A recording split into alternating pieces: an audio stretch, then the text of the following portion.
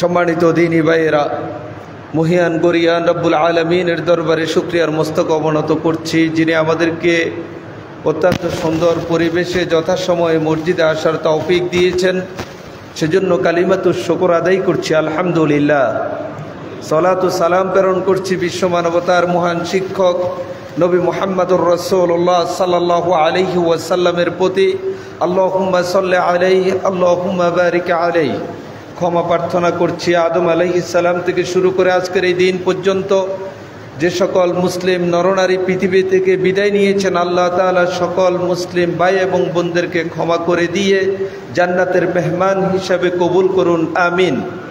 বিশেষ করে আমাদের দেশে যে চলমান বিগত এক মাস আগে আন্দোলনে যে সকল ভাইরা মৃত্যুবরণ করেছেন, আল্লাহ তাআলা তাদের এই মৃত্যুকে শহীদি মৃত্যু হিসাবে কবুল করুন, আমিন।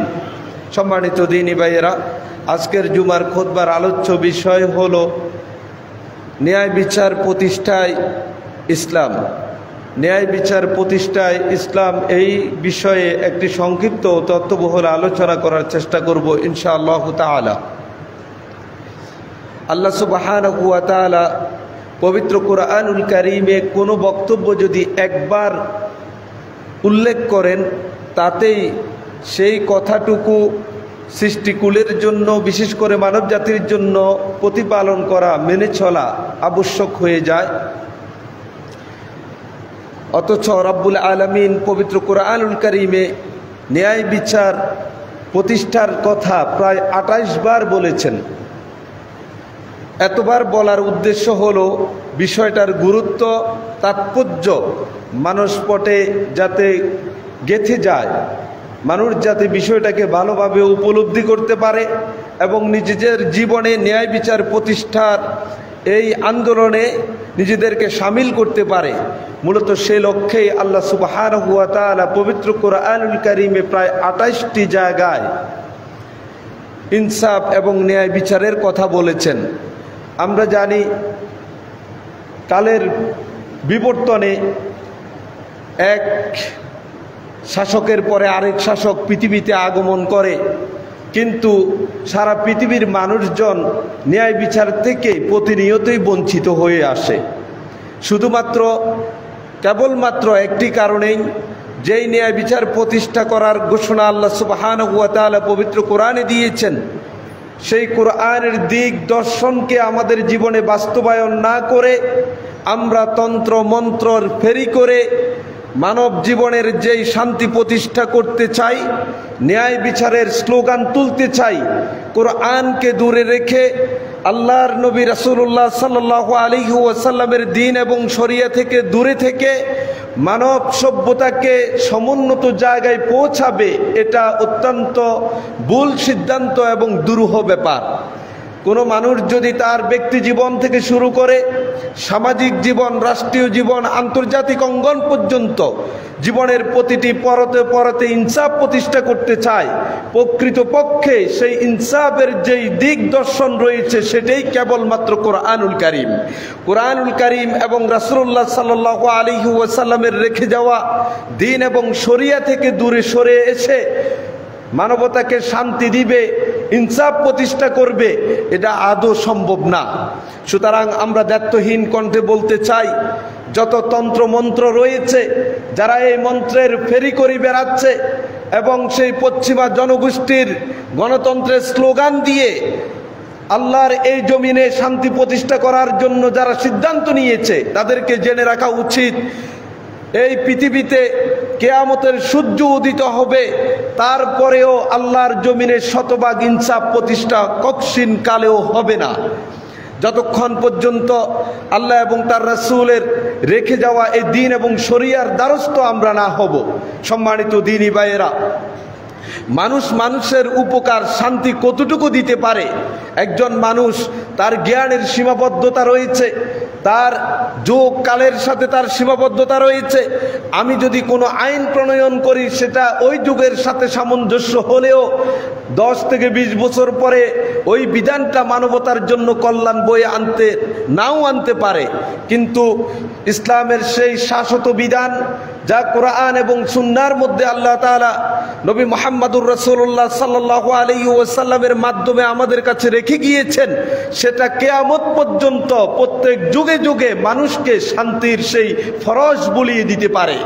সম্মানিত দ্বীনী ভাইয়েরা, আল্লাহ সুবহানাহু ওয়া তাআলা পবিত্র কোরআনুল কারীমের সূরাতুন নাহলের 90 নম্বর আয়াতে ঘোষণা করছেন, ইন্নাল্লাহা ইয়া'মুরু বিল আদলি ওয়াল ইহসান, নিশ্চয় আল্লাহ তাআলা আদেশ করছেন ন্যায় বিচার করার জন্যে, ইনসাফ প্রতিষ্ঠা করার জন্যে এবং সদাচরণের জন্যে। আল্লাহ সুবহানাহু ওয়া তাআলা এই আয়াতাংশের মধ্যে আমাদের ব্যক্তি জীবন থেকে শুরু করে সামগ্রিক জীবনের প্রতিটি ক্ষেত্রে ইনসাফ এবং ন্যায় বিচারের জন্য আদেশ দিয়েছেন, পাশাপাশি সদাচরণের কথাও তিনি বলেছেন। চলুন পবিত্র কোরআনুল কারীমের সূরাতুল মাইদার 7 নম্বর আয়াতে আল্লাহ তাআলা বলেন, ওয়ালা ইয়াজরিমান্নাকুম শানাআনু কওমিন আলা আল্লা তা'দিলু ই'দিলু হুয়া আকরাবু লিত্তাকওয়া।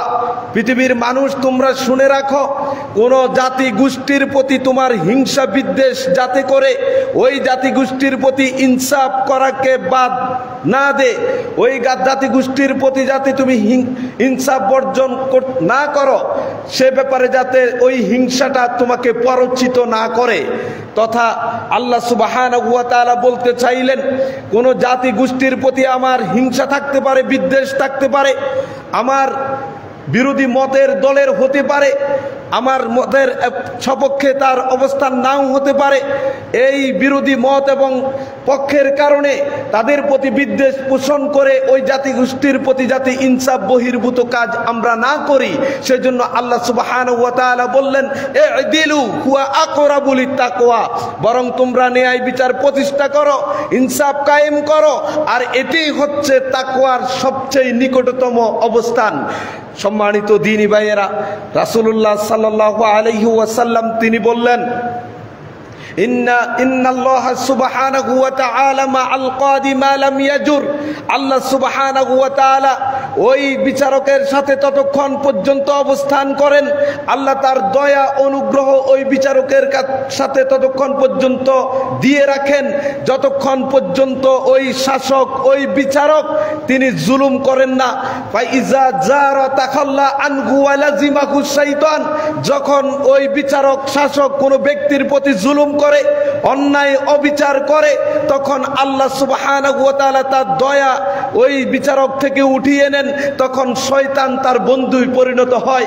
যখন একজন মানুষ অপরের প্রতি জুলুম নিপীড়নের সিদ্ধান্ত নেয়, ওই বিচারক, ওই শাসক, ওই জাতিগোষ্ঠীর যে কর্ণধার, তার জেনে রাখা উচিত সে ততক্ষণে আল্লাহর পক্ষ থেকে কোনো সাহায্য সহযোগিতা পায় না, সেই শুধুমাত্র শয়তানের সহযোগিতা দিয়েই, শয়তানের প্ররোচনা দিয়েই এই মানুষের উপরে জুলুম নিপীড়নের মতো আইন প্রণয়ন করে হত্যাযজ্ঞের মতো নৃশংস কাজগুলি তার দ্বারা সংগঠিত হতে পারে।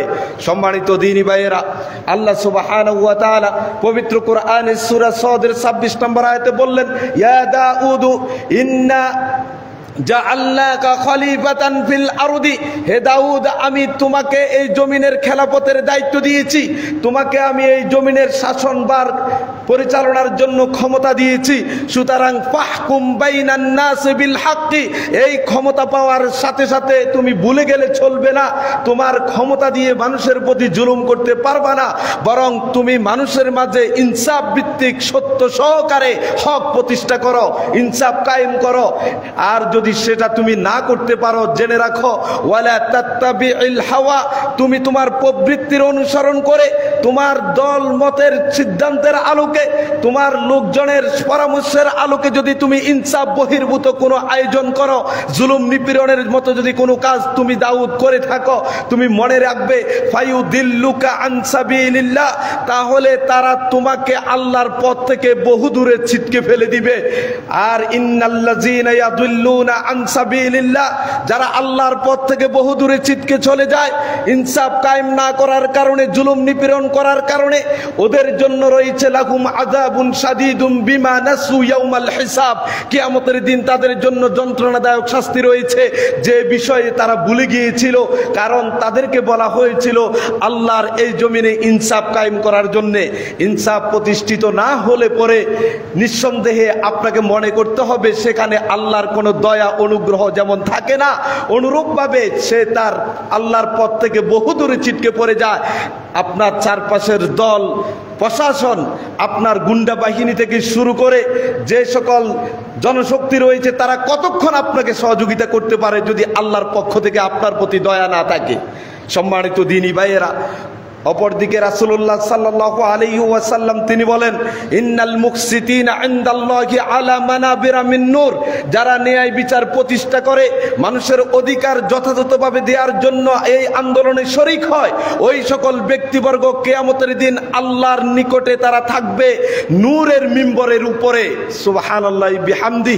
যারা ইনসাফ প্রতিষ্ঠা করে, এই ন্যায় বিচার প্রতিষ্ঠাকারী শাসকবর্গকে লক্ষ্য করে রাসূল সাল্লাল্লাহু আলাইহি ওয়াসাল্লাম বললেন, ইন্নাল মুকসিতিনা ইনদাল্লাহি আলা মানাবিরা মিন নূর। নিশ্চয় ন্যায় বিচার প্রতিষ্ঠাকারী ব্যক্তিবর্গ তারা আল্লাহর পক্ষ থেকে যে নূর আছে, আলো আছে, কিয়ামতের দিন সেই আলোর মিম্বরে আল্লাহর কাছে তারা বসবে।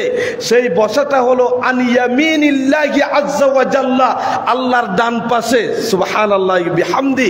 ন্যায় বিচার করছেন, আপনার মনে রাখা উচিত কিয়ামতের কঠিন দিনে আল্লাহ রাব্বুল আলামিনের ডান পাশে নূর আলোর মিম্বর হবে। সেই মিম্বরের উপরে আল্লাহর কাছেই আপনাকে বসার সুযোগ করে দিবেন। প্রিয় ভাইয়েরা, হাদিসটি বর্ণিত হয়েছে সহিহ মুসলিমে।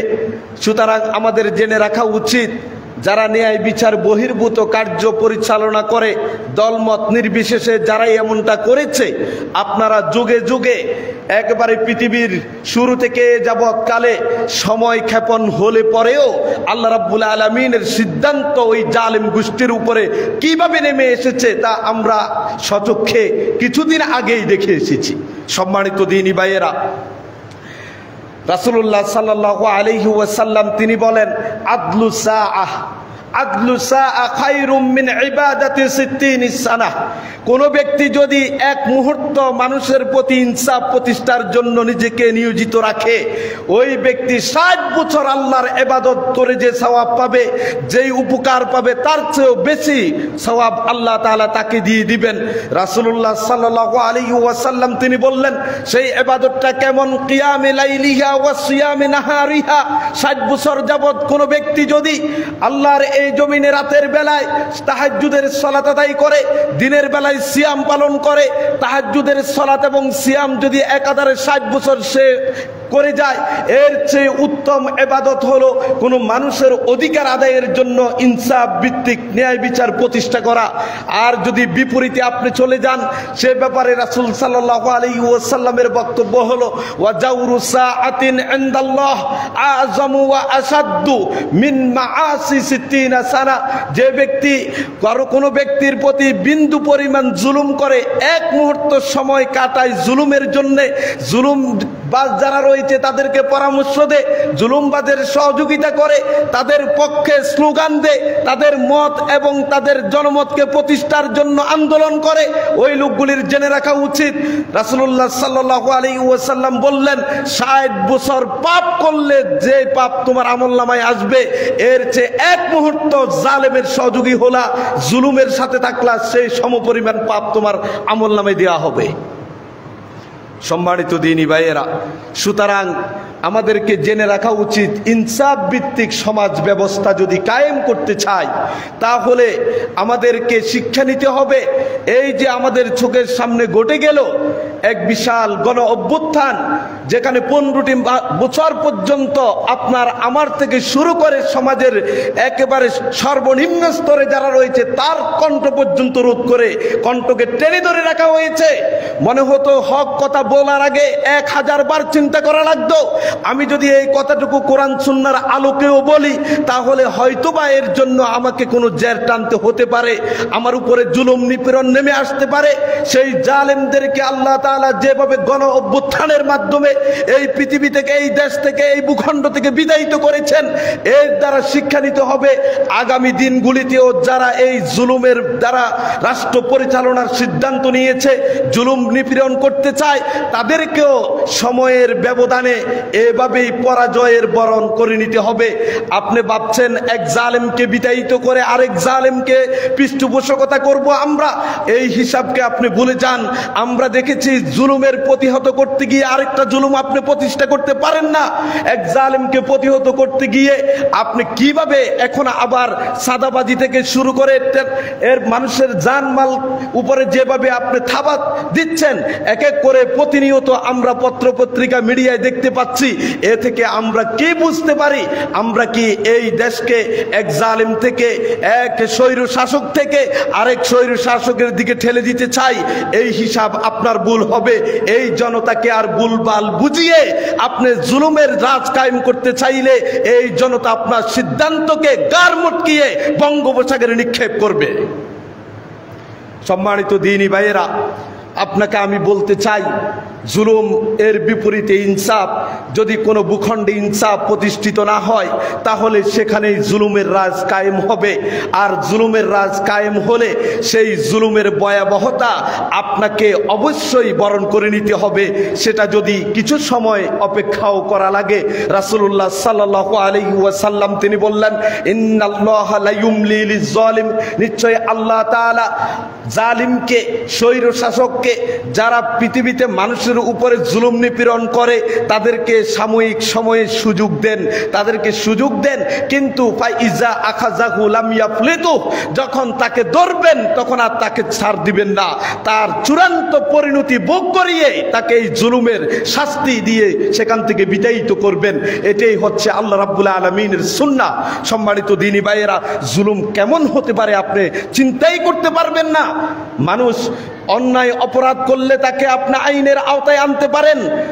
আল্লাহ রাব্বুল আলামিন কোরআনুল কারীমে বললেন, ওয়া ইন হাকামতা ফাহকুম বাইনাকুম বিল কিসত ইন্নাল্লাহা ইউহিব্বুল মুকসিতিন। যদি তুমি বিচার ফয়সালা করো মানুষের মাঝে, তাহলে ইনসাফ ভিত্তিক বিচার ফয়সালা করবা, কারণ আল্লাহ তাআলা ন্যায় বিচার প্রতিষ্ঠাকারী শাসক এবং সেই বিচারককে তিনি পছন্দ করেন। সম্মানিত দ্বীনী ভাইয়েরা, অথচ দেখুন আমরা 15টি বছর দেখেছি একজন মানুষের অপরাধ থাকলে তাকে আপনি কোর্টে হাজির করেন, মামলা দায়ের করেন, বিচারের আওতায় নিয়ে আসেন, কিন্তু বিচার বহির্ভূতভাবে তাকে গুম, হত্যা, অপহরণ, আয়নাগরের মতো জায়গা রাখার এই দুঃসাহসিকতা, এই অধিকার আপনাকে কে দিল? ইসলাম আপনাকে সে অধিকার দেয় নাই।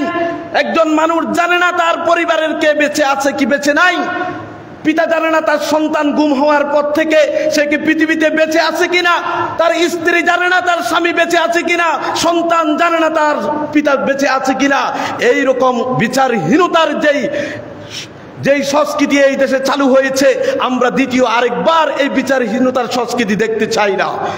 আপনাকে মনে রাখতে হবে, যেই লোকটাকে আপনি গুম অপহরণ করে আয়নাগরের মতো এক বিভৎস ঘরের ভিতরে তাকে দিনাতিপাত করার জন্য রেখেছেন, যাদের চোখের পানিতে রাতের আধারে তাদের কান্নার আওয়াজে আকাশ বাতাস বাড়ি হয়ে উঠেছে, আপনি কি একবারও চিন্তা করেন না ওই সকল মাজলুমের চোখের পানি আপনার মস্তককে তছনছ করে দিতে পারে? একবারও কি আপনি ভেবে দেখলেন না?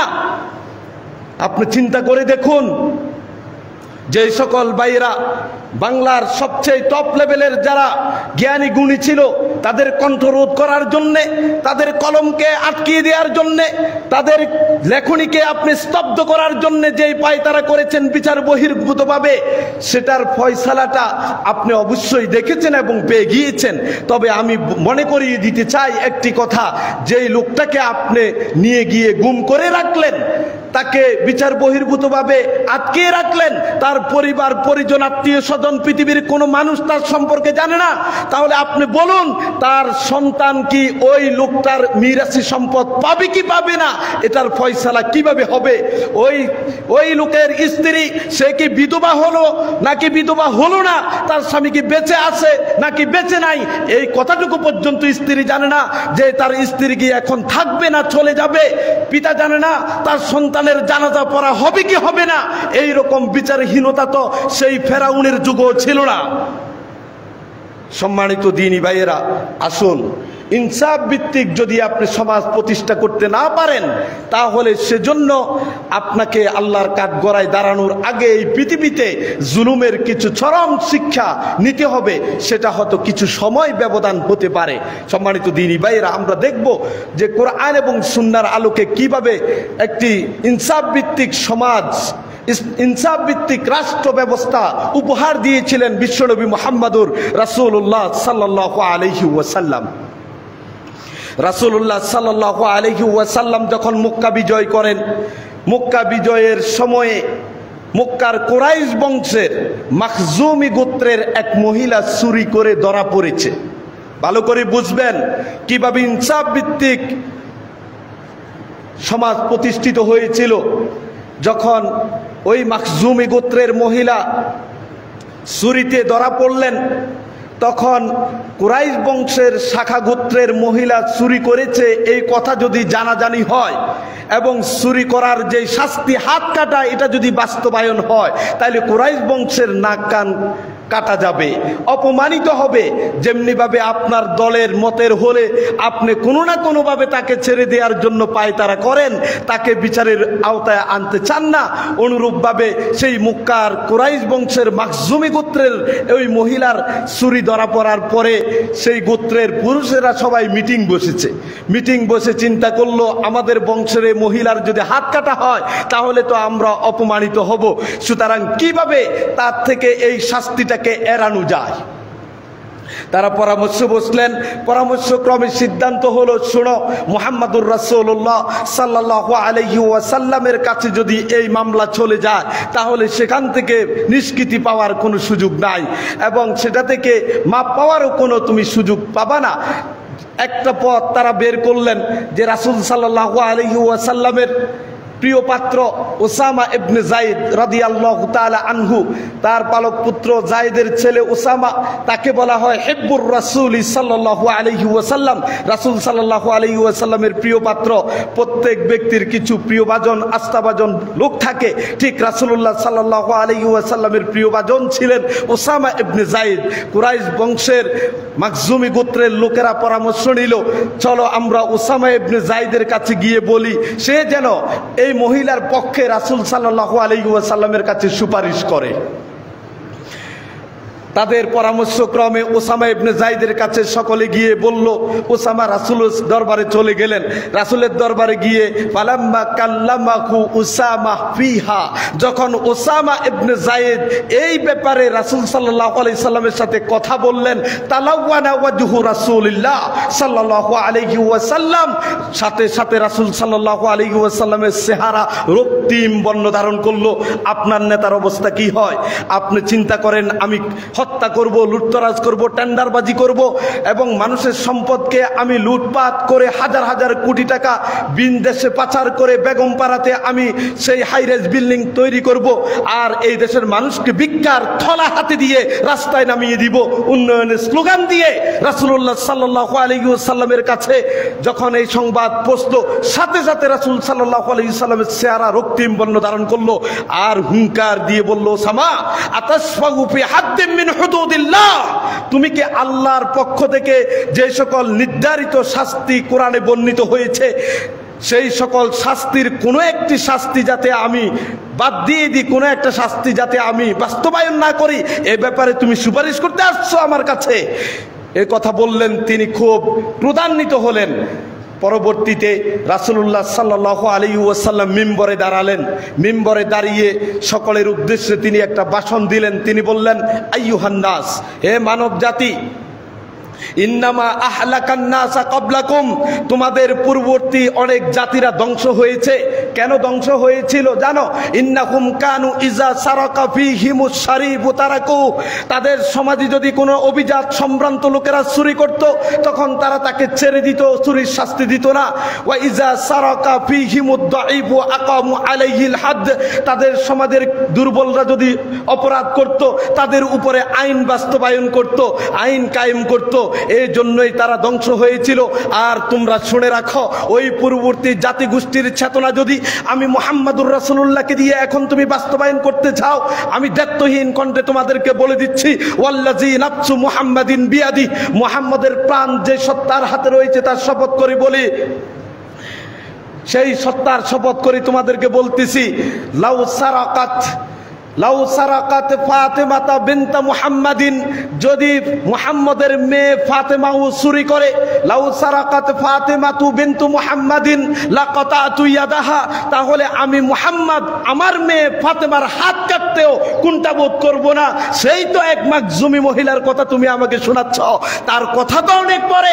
আমি মুহাম্মাদের মেয়ে চুরি করলেও আমি এই আইন বাস্তবায়ন করতে পিছপা হব না, আমি সেটা বাস্তবায়ন করেই ছাড়বো। সুম্মা আমার রাসূলুল্লাহি সাল্লাল্লাহু আলাইহি ওয়াসাল্লাম বিতিলকাল মারআ, অতঃপর রাসূল সাল্লাল্লাহু আলাইহি ওয়াসাল্লাম আদেশ করলেন সাহাবীদেরকে, এই আমার সাহাবারা, মহিলার উপরে আইন বাস্তবায়ন করো। ফাকুতিয়াত ইয়াদুহা, তার হাত কেটে দেয়া হলো। ফাহাসুনাত তাওবাতুহা মিন বাদি যালিকা, এরপরে মহিলা এমন তাওবা করছে, জীবনে তার দ্বারা আর কোনোদিন খারাপ কাজ হয় নাই। সম্মানিত দিনী ভাইয়েরা, ন্যায় বিচার কাকে বলে দেখুন বিশ্বনবী মুহাম্মদুর রাসূলুল্লাহর কাছ থেকে। আর আপনার দলের হয়েছে, আপনি সেখানে চাপাই গান, হাজার হাজার কোটি টাকা লুটপাট করে নিয়ে যায়, এদেশের মানুষের ট্যাক্সের টাকা দিয়ে আপনার বেতন হয়, আপনি গণভবনে থাকেন, আপনি বঙ্গভবনে সেখানে বিলাসবহুল জীবনযাপন করেন, আপনার নেতাকর্মীদেরকে নিয়ে যেভাবে আপনি এই দেশের মানুষকে ভিক্ষার থলা হাতে দিয়ে তাদেরকে ঋণগ্রস্ত বানিয়ে আপনি পলায়ন করেছেন, আপনি কি বুঝাতে চান? আর শুধু আমরা নিয়মিত স্লোগান শুনতাম যে আইনের শাসন আমি বাস্তবায়ন করছি, আইনের শাসন, এটা শুধু স্লোগানে শুনেছি আমরা। এটাকে আইনের শাসন বলে না জুলুমের শাসন বলে? একবার এই দেশের 18 কোটি মানুষকে জিজ্ঞাসা করেন, যাদের কণ্ঠটাকে আপনি স্তব্ধ করে রেখেছিলেন, কণ্ঠটাকে আপনি টিপে ধরে রেখেছিলেন, কথা বলতে পারেনি। সম্মানিত দিনী ভাইয়েরা, বিশ্বনবী মুহাম্মদুর রাসূলুল্লাহ সাল্লাল্লাহু আলাইহি ওয়াসাল্লাম তিনি বদরের যুদ্ধে অংশগ্রহণ করলেন। বদরের যুদ্ধের সাহাবারা যখন যুদ্ধের জন্য কাতারে দাঁড়িয়ে গেলেন, তখন তিনি তার হাতে থাকা তীর দিয়ে কাতারটাকে সোজা করছিলেন। দেখুন, কাতারকে যখন সোজা করছিলেন, তখন সাওয়াদ রাদিয়াল্লাহু তাআলা আনহু তিনি বললেন, ইয়া রাসূলুল্লাহ, আপনি কিন্তু আমারে ব্যথা দিয়েছেন, আপনি তীর দিয়ে যখন কাতারটাকে সোজা করতে গেলেন, আমার পেটের মধ্যে আমি আঘাত পেয়েছি, সুতরাং আমি আপনার থেকে প্রতিশোধ নিতে চাই। ইন্না লিল্লাহি ওয়া ইন্না ইলাইহি রাজিউন। বিশ্বনবী মুহাম্মদুর রাসূলুল্লাহ থেকে প্রতিশোধ নিতে চায় কে? সাওয়াদের মতো সাহাবী, যে বদরের যুদ্ধে অংশগ্রহণ করেছে, কিছুক্ষণ পরে কাফিরদের উপরে ঝাঁপিয়ে পড়বে, সেখানে যদি শাহাদাত বরণ করে সোজা জান্নাতে চলে যাবে। ওই সাহাবীর চেতনা হলো রাসূল থেকে প্রতিশোধ চায়। বলল, আমি ব্যথা পেয়েছি, আমাকে প্রতিশোধ নিতে দেন। রাসূলুল্লাহ সাল্লাল্লাহু আলাইহি ওয়াসাল্লাম কাল বিলম্ব না করে তার পেটের কাপড়টা সরিয়ে দিলেন। ফাকাব্বালা সাওয়াদ আলা বাতনি, সাথে সাথে সাওয়াদ প্রতিশোধ নিয়ে এত দূরের কথা, রাসূল সাল্লাল্লাহু আলাইহি সাল্লামের পেটকে জড়িয়ে ধরে চুমু খাওয়া শুরু করছে। রাসূল সাল্লাল্লাহু আলাইহি ওয়াসাল্লাম তিনি বললেন, মা হামালাকা ইয়া সাওয়াদ, মা হামালাকা আলা হাযা ইয়া সাওয়াদ, তুমি এটা কি করতেছো? তুমি না আমার থেকে প্রতিশোধ নেওয়ার কথা, আর দেখছি এখন আমাকে জড়িয়ে ধরে আমার পেটে চুমু খাওয়া শুরু করছো। বলে, ইয়া রাসূলুল্লাহ, একটু পরেই কাফিরদের উপরে আমরা ঝাঁপিয়ে পড়ব, জানি না এই যুদ্ধের পরিণতি কি হবে, আমি বেঁচে থাকবো কিনা সেটা আমার জানা নাই। আমি চাই আমার জীবনের শেষ মুহূর্তে আমার দেহের চামড়া আপনার চামড়ার সাথে যাতে লেগে যায়, আর যার বিনিময়ে যাতে আমার জন্য জাহান্নামের আগুন হারাম হয়ে যায়। ফাদাআ লাহু বিখাইর। আল্লাহ তাআলা নবী মুহাম্মদুর রাসূলুল্লাহ সাল্লাল্লাহু আলাইহি ওয়াসাল্লামকে কেমন রাহমাতুল লিল আলামিন করে পাঠিয়েছেন দেখুন। সাথে সাথে তিনি তার জন্য দোয়া করলেন, কল্যাণের দোয়া করলেন, এবং সে যুদ্ধে ঝাঁপিয়ে পড়লেন। ওই যুদ্ধে তিনি শাহাদাত বরণ করলেন। প্রিয় ভাইয়েরা, দেখুন, আমার বলার বিষয় ছিল প্রতিশোধ নিতে চেয়েছে, বদরের যুদ্ধে অংশগ্রহণ করে সাহাবী সাথে সাথে পেটটাকে খুলে দিলেন প্রতিশোধ নেওয়ার জন্যে। ইনসাফ কাকে বলে? আপনি পারবেন? চলুন, ওমর ইবনুল খাত্তাব রাদিয়াল্লাহু তাআলা আনহু তিনি একদিন মসজিদের মিম্বরে দাঁড়িয়ে খুতবা দিচ্ছিলেন। তখন সালমান ফারিসি রাদিয়াল্লাহু তাআলা আনহু তিনি বললেন, হে উমর, আপনি কি বললেন খুতবায়? আইয়ুহান নাস ইসমাউ, হে মানব জাতি তোমরা শোনো। এই কথা বলার সাথে সাথে সালমান বলল, লা আসমাউ, শুনবো না, আপনার খুতবা শুনবো না। কেন? একটা জবাব দিতে হবে। কি জবাব?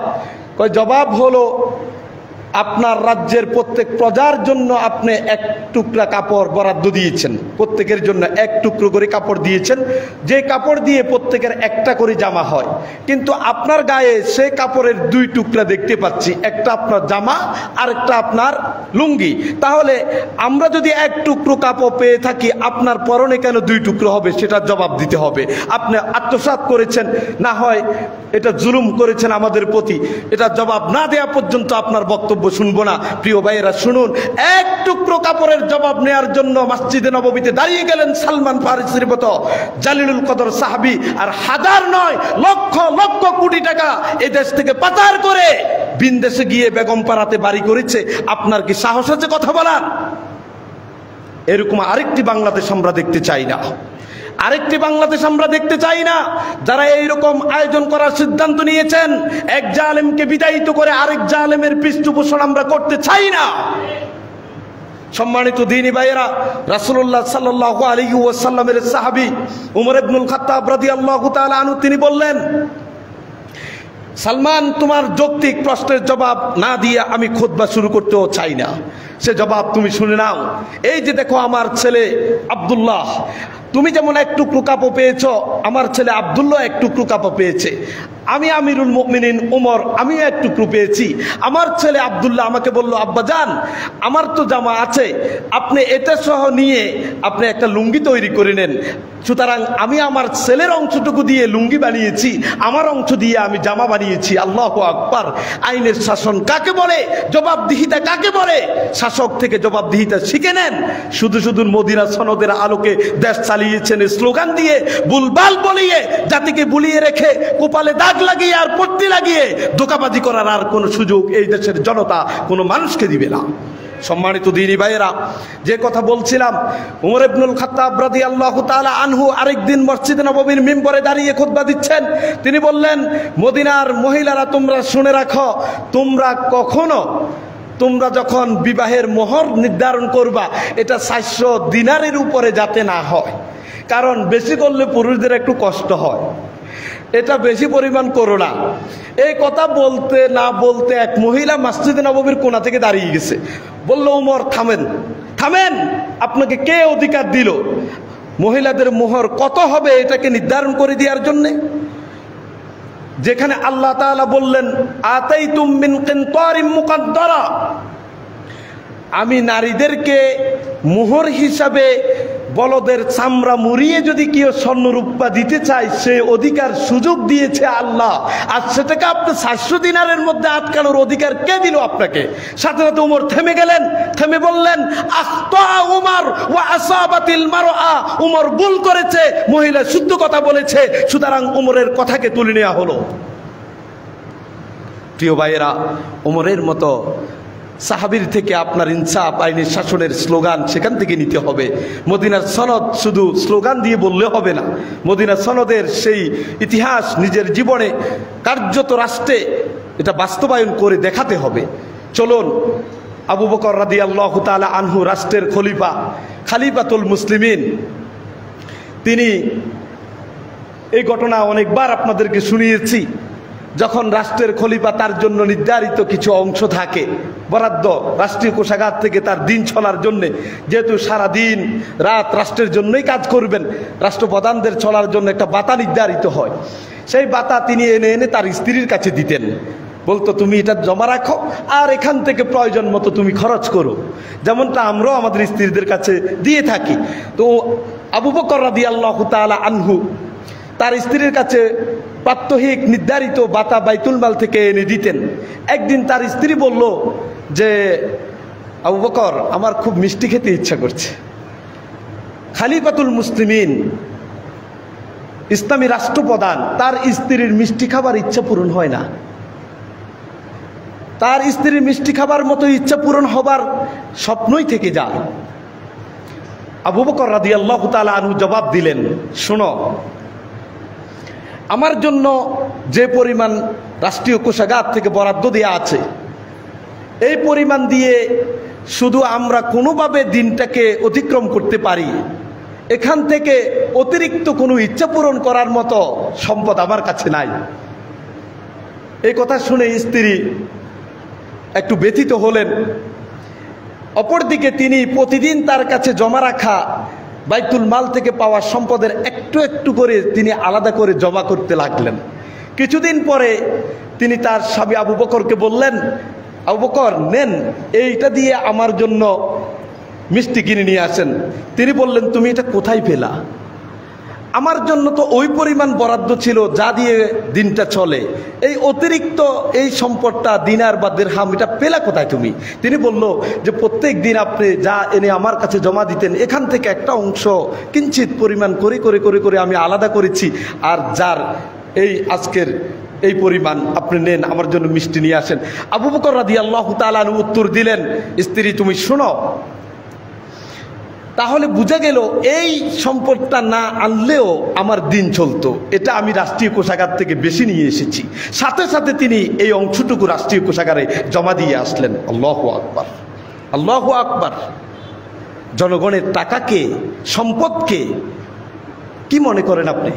ট্যাক্সের টাকা দিয়ে আপনি আরাম বিলাস বহুল জীবনযাপন করছেন, আপনার সন্তানরা সেই বিদেশে পাড়ি জমিয়ে সেখানে বিলাস বহুল বাড়িঘর করে গাড়ি নিয়ে ঘোরাফেরা করছে, আর এদেশের মানুষগুলির উপরে জুলুম নিপীড়ন চালিয়ে আপনি ক্ষমতার মসনদে বসে থাকতে চান। যেমনটি সম্ভব হয়নি, সামনের দিনেও সম্ভব হবে না, কশ্চিন কালেও সম্ভব হবে না। সম্মানিত দিনী ভাইয়েরা, যে কথা বলছিলাম এটাই হলো মূলত একটি কল্যাণ রাষ্ট্রের ইনসাফ ভিত্তিক সমাজ ব্যবস্থার রূপরেখা, যা সাহাবায়ে কেরাম রিদওয়ানুল্লাহি আলাইহিম আজমাইন এর জীবনে আমরা দেখেছি। আপনি দেখুন না, রাসূলুল্লাহ সাল্লাল্লাহু আলাইহি ওয়াসাল্লামের কাছে একটা মামলা আসলো। সেই মামলাটা ছিল এইরকম যে একজন লোকের বারা ইবনে আযিব রাদিয়াল্লাহু তাআলা আনহুর একটা ওট ছিল, যে ওটটা দাখালাত হায়েতা রাজুলিন, এক লোকের বাগানের ভিতরে ঢুকছে, ঢুকে পা আফসাদাতহু, ওই বাগানটাকে শেষ করে দিয়েছে, নষ্ট করে দিয়েছে। ওট এটাকে একবারে খাইয়ে দে এবং পাড়াইয়া শেষ করে দিয়েছে। এইটার মীমাংসার জন্য রাসূলুল্লাহ সাল্লাল্লাহু আলাইহি সাল্লামের কাছে আসলো। আসার পরে রাসূল সাল্লাল্লাহু আলাইহি ওয়াসাল্লাম কীভাবে ইনসাফ ভিত্তিক তিনি ফয়সালা দিয়েছেন, তিনি বললেন, আজকে থেকে এই যে তোমার বাগান, এটাকে দিনের বেলা পাহারা দিবা বাগানওয়ালা তুমি, আর রাতের বেলা পাহারা দিবে ওই পশুওয়ালা সে। কারণ রাতের বেলায় এই পশুটাকে দেখভাল করা, একটা নিরাপদ জায়গায় রাখার দায়িত্ব কার? পশুর যে মালিক তার, সেখান থেকে যাতে ছুটে না যায় এটাকে দেখভাল করবা তুমি। আর দিনের বেলায় বাগানের দেখভাল করা, পরিচর্যা করা, এটা মানুষের প্রত্যেক অঞ্চলের এটা একটা আদাত বা স্বভাব যে বাগানগুলিকে পরিচর্যা দিনের বেলায় হয়। সুতরাং দিনের বেলায় এই বাগানটা যাতে কোনো পশু দ্বারা আক্রান্ত না হয়, কোনো পশু যাতে ঢুকতে না পারে, এটা দেখভাল করার দায়িত্ব হলো বাগানওয়ালার। আর এখন থেকে রাতের বেলা এটাকে পাহারা দিয়ে রাখা যাতে নষ্ট না হয়, সে দায়িত্ব হলো পশুওয়ালার। কি ইনসাফ ভিত্তিক তিনি ফয়সালা দিয়েছেন। সম্মানিত দিনী ভাইরা, আপনি আসলে আপনি হলে কি বলতেন? আপনি হলে বলতেন কি, আরে এরকম খেত থাকলে খাবেই, আমি কি এটাকে সবসময় কাঁধে নিয়ে হাঁটবো নাকি? তুমি একজন রেখে দাও পাহারা দেওয়ার জন্য, এটা দায়িত্ব আমি নিতে পারবো না। আবার কারণ আপনার আছে ক্ষমতার শক্তি, পেশি শক্তি, আবার আছে আপনার মামা খালু। সুতরাং সেই অসহায় বাগানওয়ালা তো আপনার কাছে জিম্মি হয়ে তার দিনাতিপাত করছে। এইটি হলো আমাদের সমাজের চিত্র। সম্মানিত দিনী ভাইয়েরা, ওমর ইবনুল খাত্তাব রাদিয়াল্লাহু তাআলা আনহু যখন মদিনা ইসলামী রাষ্ট্রের গভর্নর, তখন সেই সুদূর হাজার হাজার কিলোমিটার দূরে মিশরের গভর্নর ছিলেন আমর ইবনুল আস রাদিয়াল্লাহু তাআলা আনহু। আমর ইবনুল আস রাদিয়াল্লাহু তাআলা আনহু তিনি একদিন একটা প্রতিযোগিতার আয়োজন করলেন। সেই প্রতিযোগিতায় অংশগ্রহণ করছে আমর ইবনুল আসের ছেলে মুহাম্মদ, আর একজন খ্রিস্টান বেদুইন অংশগ্রহণ করেছে, আরও কিছু লোকজন ছিল। সেই প্রতিযোগিতাটা ছিল ঘোড় দৌড় প্রতিযোগিতা, ঘোড়ার দৌড় প্রতিযোগিতা। যে ফার্স্ট হবে তাকে মূল্যবান পুরস্কার দেয়া হবে। তো সেই প্রতিযোগিতায় যখন আমর ইবনুল আস রাদিয়াল্লাহু তাআলা আনহু মিশরের গভর্নর, তার ছেলে মুহাম্মদ ইবনে আমর ইবনুল আস অংশগ্রহণ করে, আর সেখানে পাশাপাশি অংশগ্রহণ করেছে সেই মিশরের একজন খ্রিস্টান বেদুইন। অংশগ্রহণ করে যখন প্রতিযোগিতা শুরু হলো, প্রতিযোগিতায় মুহাম্মদ ইবনে আমর ইবনুল আসকে পিছনে পেলে ওই খ্রিস্টান বেদুইন সে সামনে চলে গেল, বিজয় হলো, পুরস্কৃত হলো।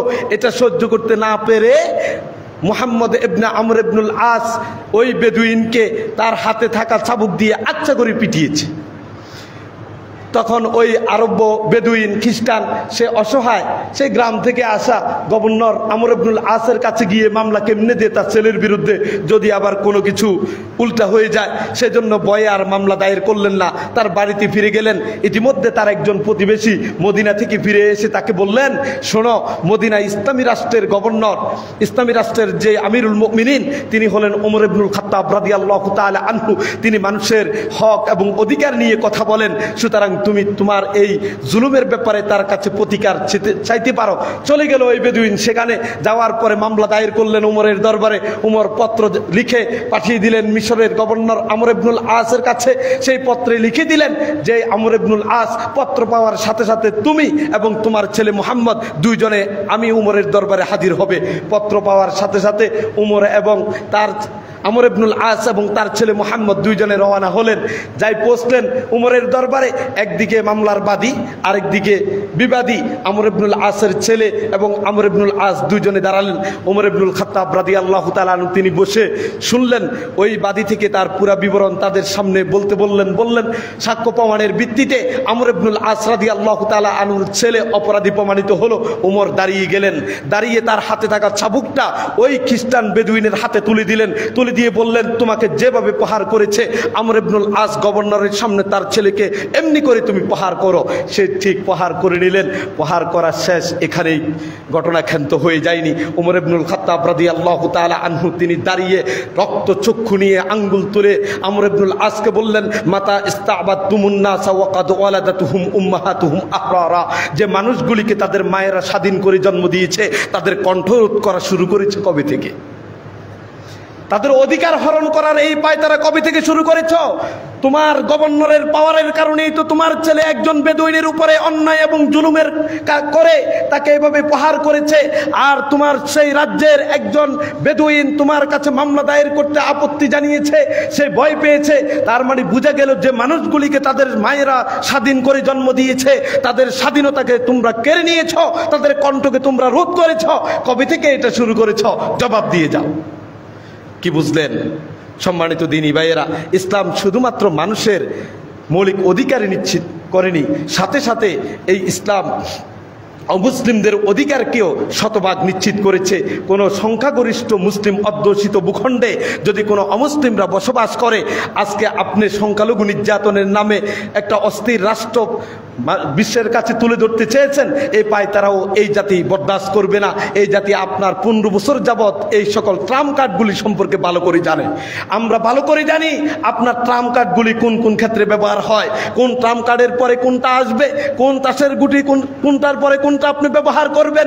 এই জাতিকে আর আপনি ভুলভাল বুঝিয়ে এই জাতিকে অস্থির জাতি বিশ্বের কাছে পরিণত করতে চাইলে এই জাতি আর এটা হতে দিবে না। অতীতে যেমনিভাবে হতে দেয়নি, সামনের দিনগুলিতেও আমাদেরকে সোচ্চার থাকতে হবে। কোনো অমুসলিমদের মন্দির গির্জাতে যাতে কোনো হামলা আক্রমণ না হয়, সে দায়িত্ব হচ্ছে সংখ্যাগরিষ্ঠ নাগরিকদের উপরে। সংখ্যাগরিষ্ঠ মুসলিমদের ব্যাপারে দায়িত্ববোধ হিসাবে এবং সংখ্যালঘিষ্ঠ যারা কম সংখ্যক যারা অমুসলিম রয়েছে তাদের ব্যাপারে রাসূল সাল্লাল্লাহু আলাইহি ওয়াসাল্লামের বক্তব্য শুনুন। তিনি বললেন, আলা মান যালামা মুআহিদান আবিন তাকাসাহু আও কাল্লাফাহু ফাওকা তাকাতি, কোনো ব্যক্তি যদি কোনো অমুসলিম সংখ্যালঘু যারা রয়েছে তাদের উপরে জুলুম করে, অথবা তাকে অপমান অপদস্থ করে, অথবা তাকে তার সাধ্যের বাহিরে কোনো কিছু চাপিয়ে দেয়, সে যেন জেনে রাখে ফা আনা হাজিজুহু ইয়াউমাল কিয়ামা, আমি মুহাম্মদ ওই লোকটার বিরুদ্ধে কিয়ামতের দিন আল্লাহর কাঠগড়ায় মামলা দায়ের করব। সুতরাং ইসলাম অমুসলিমদের অধিকার দেয় নাই, এটা আপনি বুঝার কোনো সুযোগ ইসলাম আপনার জন্য রাখে নাই। ইসলামে একটা অমুসলিমের যাবতীয় পূর্ণাঙ্গ অধিকার নিশ্চিত করেছে। আসুন, আমাদের এই ভূখণ্ডে যে জুলুম নিপীড়ন আমাদের উপরে ছিল, একটি জাতি গোষ্ঠী সুনির্দিষ্ট এজেন্ডা বাস্তবায়ন করার জন্যে যেভাবে জুলুম নিপীড়ন চালিয়েছে দীর্ঘ 15টি বছর থেকে 16টি বছর, যেখানে আমরা আমাদের এই মনের কথাগুলি সানন্দে বলতে পারতাম না, মানুষ তার অধিকারের কথাগুলি বলার সুযোগ পায়নি। আজকে আপনি সুযোগ পেয়েছেন মানে এ নয় আপনি আরেকজনের উপরে জুলুম নিপীড়ন চালাবেন। আপনার এই জুলুম দেখার জন্য আমরা আমাদের এই তারুণ্যের এই যুবকরা গণ অভ্যুত্থানের দিকে দেশকে নিয়ে আসে নাই। সুতরাং আমরা দায়িত্বহীন কণ্ঠে বলতে চাই, এক জালিমকে আরেক জুলুম দিয়ে প্রতিবাদ করা যাবে না। মুহাম্মাদুর রাসূলুল্লাহ সাল্লাল্লাহু আলাইহি ওয়াসাল্লাম যখন মক্কা বিজয়ের দিনে মক্কায় প্রবেশ করলেন, তখন তার মাথার মধ্যে হেলমেট যুদ্ধের হেলমেট ছিল, দেহের মধ্যে যুদ্ধের পোশাক ছিল, তিনি এগুলি খুলে ফেললেন। তখন এক লোক এসে বলল, ইয়া রাসূলুল্লাহ, আপনি তো যুদ্ধের পোশাক খুলে ফেললেন, তার মানে আর যুদ্ধ করবেন না মনে হচ্ছে। কারণ রাসূল সাল্লাল্লাহু আলাইহি ওয়াসাল্লাম মক্কায় ঢুকে ঘোষণা করলেন যে লা তাসরিবা আলাইকুমুল ইয়াউম ওয়া আনতুমুত তুলাকা। আমার ভাই ইউসুফ যেমন তার ভাইদের ব্যাপারে বলেছিল যে তোমাদের ব্যাপারে আজকে আমার কোনো অভিযোগ নাই, অনুরূপভাবে আমিও বলতেছি এই মক্কা বিজয়ের দিনে যেই মক্কার কুরাইশ বংশের লোকেরা আবু জাহাল, উতবা, সাইবা তাদের উত্তরসূরিরা যেভাবে আমাদের উপরে জুলুম নিপীড়ন চালিয়ে আমাদেরকে দেশ থেকে বের করে দিয়েছ, আমাদের উপরে হত্যাযজ্ঞ চালিয়েছ, সুতরাং আজকের এই মক্কা বিজয়ের দিনে আমি মুহাম্মদুর রাসূলুল্লাহ সাল্লাল্লাহু আলাইহি ওয়াসাল্লাম আমার ভাই ইউসুফের মতো বলে দিচ্ছি, আনতুমুত তুলাকা লা তাসরিবা আলাইকুমুল ইয়াউম, তোমরা স্বাধীন, তোমাদের উপরে আজকের দিনে আমার কোনো প্রতিশোধ নেই, কোনো অভিযোগ নেই, তোমরা যা করেছ সবগুলি আমি ক্ষমা করে দিয়েছি। কিন্তু মনে রেখো 14 জনের ব্যাপারে কোনো ক্ষমা নাই, 14 জনের ব্যাপারে কোনো ক্ষমা নাই। এই মুহূর্তে এক লোক এসে মুহাম্মদুর রাসূলুল্লাহ সাল্লাল্লাহু আলাইহি ওয়াসাল্লামকে বললেন, ইয়া রাসূলুল্লাহ, আপনি যুদ্ধাস্ত্র খুলে ফেলেছেন, হেলমেট খুলেছেন, আপনাকে আমি বলি ওই যে ইবনু খাতাল, যে 14 জনের তালিকা আপনি বললেন, ওই 14 জনের একজন হলো ইবনু খাতাল। যে ইবনু খাতাল বাইতুল্লাহর গিলাফ ধরে জুড়ে আছে, বাইতুল্লাহর গিলাফ ধরে ঝুলে থাকলে সে জানে বাইতুল্লাহতে যে প্রবেশ করে তাকে হত্যা করা যায় না। যে ব্যক্তি ওমান দাখালা কানা আমিনান ওমান দাখালাহু কানা আমিনা, বাইতুল্লাহর ভিতরে যে প্রবেশ করে সে নিরাপদ থেকে যায়, নিরাপদ হয়ে যায়। সুতরাং বাইতুল্লাহর ভিতরে ইবনু খাতাল প্রবেশ করে গিলাফ ধরে ঝুলে আছে, এখন তার ব্যাপারে সিদ্ধান্ত কি? বাইতুল্লাহর ভিতরে তো হত্যা করা যায় না। রাসূল সাল্লাল্লাহু আলাইহি ওয়াসাল্লাম বললেন, ওহুয়া মুতাআল্লিকুন বিআসতারিল কাবা, তোমরা যে সংবাদ আমাকে দিয়েছো তোমাদেরকে আমি জানিয়ে দিই, ফাকতুলুহু ওয়ালাউ মুতাআল্লিকান বিআসতারিল কাবা, যদি কাবার গিলাফও ঝুলে থাকে সেখানে ইবনে খাতালকে তুমি হত্যা করো। তার মানে বোঝা গেল সাধারণ ঘোষণার বাহিরেও এমন 14 জন ব্যক্তি ছিল যাদেরকে ক্ষমা করা হয়নি। তার মানে এই কথা আমরা বলতে চাই, এই হাদিস থেকে আমরা সিদ্ধান্ত নিতে চাই, আপনার অপরাধের মাত্রা অনুযায়ী সাধারণ ঘোষণার পাশাপাশি, সাধারণ ক্ষমার পাশাপাশি যারা সুস্পষ্ট সুনির্দিষ্টভাবে কারো প্রতি জুলুম করেছে তারা যদি সেই জুলুমের প্রতিকার চায়, সেই প্রতিকার করা অবশ্যই করণীয় রয়েছে এই দেশের নাগরিকদের। আপনারা কেউ যদি জুলুমের শিকার হয়ে থাকেন, আপনারা ব্যক্তি পর্যায়ে সেই জুলুমের প্রতিকারের জন্য নিজের অধিকার দাবি করতেই পারেন, সেই কথা আমরা হাদিস থেকে বলতেই পারি আপনাকে। সম্মানিত দ্বীনী ভাইয়েরা, আলোচনা দীর্ঘায়িত না করে পরিশেষে যে কথাটুকু বলে শেষ করছি, একটি কল্যাণ রাষ্ট্র এবং ইনসাফ ভিত্তিক রাষ্ট্র প্রতিষ্ঠার জন্য আগামী দিন যাতে আমরা একটি সুজলা সফলা এই বাংলাদেশে ইনসাফ ভিত্তিক রাষ্ট্র কায়েম করতে পারি, রাষ্ট্র প্রতিষ্ঠা হতে পারে এবং প্রত্যেক নাগরিক যাতে রাষ্ট্রের কল্যাণ উপভোগ করতে পারে, ইনসাফ ভিত্তিক তার জীবনযাপনের অধিকারগুলি সে নিশ্চিত করতে পারে, সেই ব্যাপারে আমরা প্রত্যেকেই প্রত্যেকের জায়গা থেকে সচেষ্ট থাকব। আমরা আরেকটি জুলুম যাতে না হয় সেজন্য সজাগ থাকব। আল্লাহ তাআলা আমাদের সকলকে বুঝার এবং তদানুযায়ী আমল করার তৌফিক দান করুন। সুবহানাকাল্লাহুম্মা ওয়া বিহামদিকা আশহাদু আল্লা ইলাহা ইল্লা আনতা আস্তাগফিরুকা ওয়া আতুবু ইলাইক।